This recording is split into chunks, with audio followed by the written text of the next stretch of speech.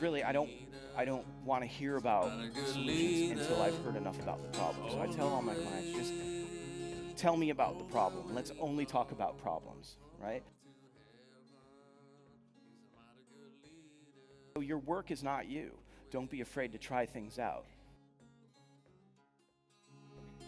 And the cool thing about art direction in design and telling stories in this way is that everybody's unique. Every single person in this room, if I were to give out the same problem, you would have your own baggage, your own experience, your own uniqueness that you could bring to that project. You bring something valuable to the table, and your specific team brings something valuable to the table as well. A generalist for as long as possible. So this kind of relates back to kind of creating impractical work while you're in school, because technical constraints are going to rapidly evolve. But I think there are definitely still specialist designers, right? You have everything ranging from type designers to letterers, from UX to product to magazine and packaging designers, right? Very specialized levels of expertise. But generalists, on the other hand, are adapting to new technologies. They're able to visualize their ideas in any medium. The designer who's also a developer and a filmmaker and a screen printer and a strategist and an architect.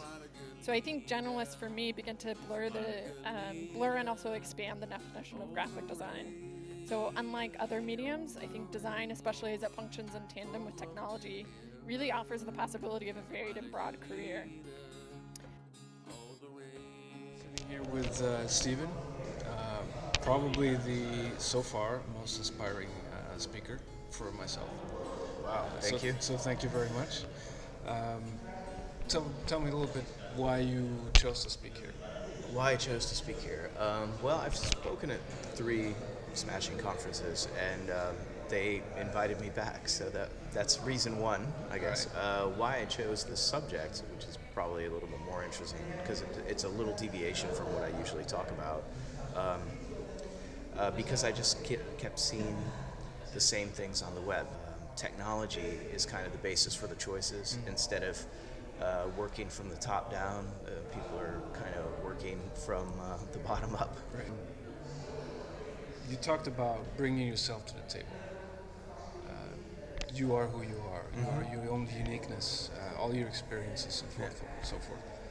How do you, or how would you put together a team? Depending on who do you start with? That kind of. Yeah.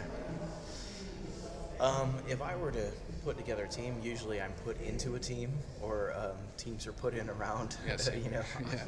Yeah. You don't have much. I'm not usually the person who constructs the team, but if I were able to, be honest about the things you're not good at, and find people who are good at those things. Look at what they're not good at, find people who are good at those things, and make a team that fills all those gaps. Some people everyone's really good in some things and not as good in other things. Right. So if you can kind of fit those pieces together, you'll have a really diverse group of people. Try to get as many different types of people as possible. It may sound kind of corny, but I think like different nationalities and genders and all the diversity you can find, it just brings a little bit more to the table that you otherwise might not have had. It's almost like therapy, you know? Yeah, you mentioned something that a couple of my professors mentioned for me as well. It's a state of ecstasy where you're painting and you lose track of time, which you were talking about the daydreaming part. Yeah. I'm like that, totally like that, always been like that.